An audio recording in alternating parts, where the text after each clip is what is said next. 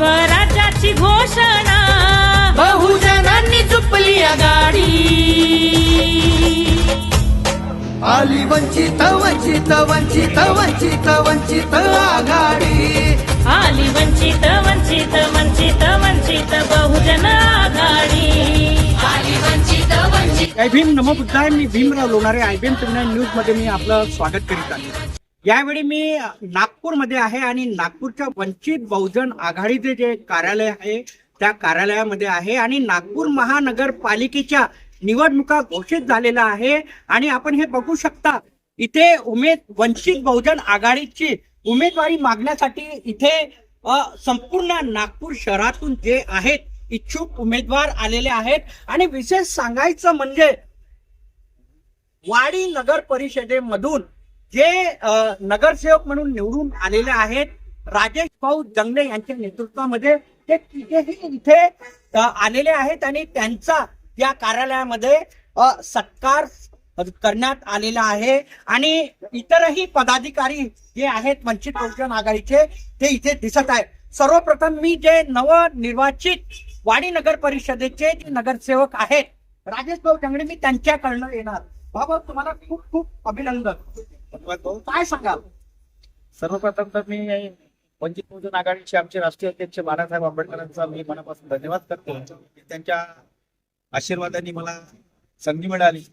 सर्वसामान्य जनतेचा त्या संधीला मी स्वीकार करून आज विजयाचा गड आम्ही आंबेडकर नगर वाडी क्षेत्रामध्ये आम्ही गड निर्माण केलेला आहे. आणि जनतेची जी समस्या आहे त्या जनतेच्या लोकल समस्या म्हणजे मी माझं आंबेडकर नगरामध्ये झोपडपट्टीमध्ये माझं वय गेल्या तिच्या समस्या म्हणजे माझ्या समस्या आहे. त्या प्रत्येक समस्या जी आहेत ते लोकांच्या समस्या न करता हे वंचित बहुजन आघाडीचा एक परिवार जो क्षेत्रवाडी शहर आहे त्या समस्या आमच्या परिवाराच्या समस्या आहेत. त्या परिवाराच्या समस्यासाठी वंचित बहुजन आघाडीचे संपूर्ण उमेदवार हे सक्षम आहेत. निश्चितच वंचित बहुजन आघाडीचे जे उमेदवार आहेत ते सक्षम आहेत आणि वाडी नगर परिषदेचा ते सर्वांगीण विकास करणार आहेत. तुम्ही काय सांगा? आता महानगरपालिकेची निवडणूक आहे. आपण वाडीमध्ये 3 नगरसेवक निवडून आणले, परंतु महानगरपालिकेमध्ये वंचित बहुजन आघाडीची सत्ता पाहिजे. काय रणनीती आखलेली आहे तुम्ही? आम्ही रणनीती आखलेली आहे, पण आम्ही डिस्क्लोज नाही करत.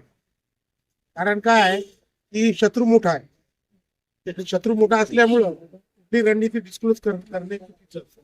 आणि आम्ही इथे सत्तेमध्ये बसणार आहोत. आम्ही काही ठराविक जे काही प्रभाग आहे त्यांना आम्ही टार्गेट केलेलं आहे.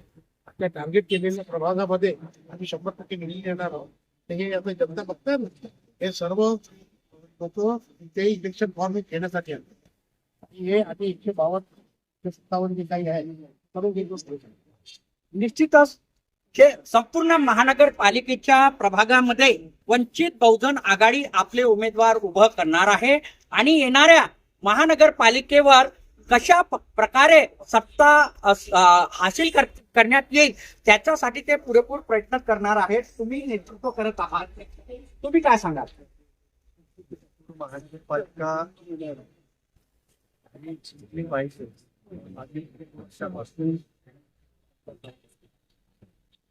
एक सहाय्य विधानसभा या प्रभागामध्ये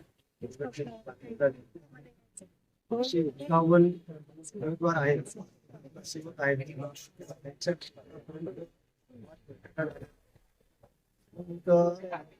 उत्साहाचं वातावरण नागपूर महानगरपालिकेमध्ये आहे.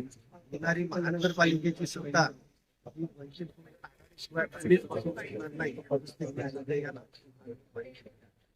नागपूर महानगरपालिकेमध्ये वंचित बहुजन आघाडीची सत्ता येणार असा ठाम विश्वास आता या नागपूर शहराच्या वंचित बहुजन आघाडीच्या कार्यालयातून उठत आहे. तुम्ही काय सांगाल? तुम्ही ऐकलं सांगितलं झाल्या निवडणुकांमध्ये नगरपालिका त्यामध्ये वंचित बहुजन आघाडी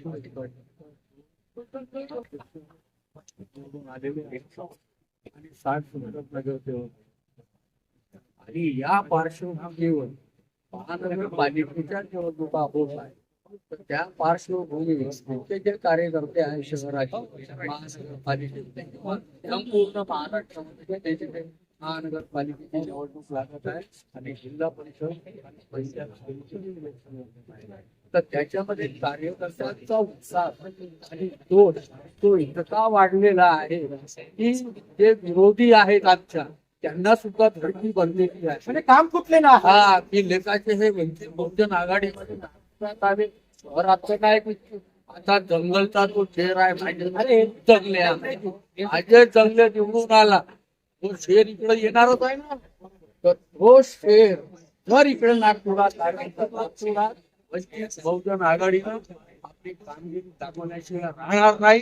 आणि इथे ते आता कोणी आताच नाही कोणती बरेच नगरसेवक येतील हे मी सांगतो. आणि ह्याच्यामध्ये सुजातदादा आंबेडकर आणि श्रद्धेय बाळासाहेब आंबेडकर यांनी जे पायाला गिरी लावून जो प्रचार सुरू केला आणि झाला त्या प्रचारामध्ये राजेश भाऊ जंगले यांच्या मीटिंग मध्ये आम्ही प्रत्यक्ष हजर होतो. आणि काय समुद्र होता हो, काय समूह होता, तसा काय समुद्र, इतके लोक त्या मीटिंग मध्ये हजर होते. आणि त्याचा परिणाम आणि कार्यकर्त्याचा परिश्रम त्यामुळे आमच्या वाडी नगर परिषद नगरसेवक 3 निवडून आले.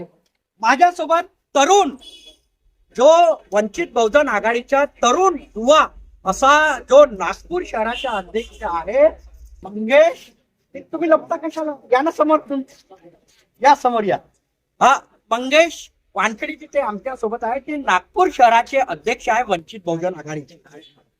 मोठी धुरा तुमच्या पाठीवर आहे आपण सगळ्यांचं मी मनपूर्वक स्वागत करतो आणि नवनिर्वाचित जे नगरसेवक आहेत त्यांचे पण पुन्हा अभिनंदन करतो.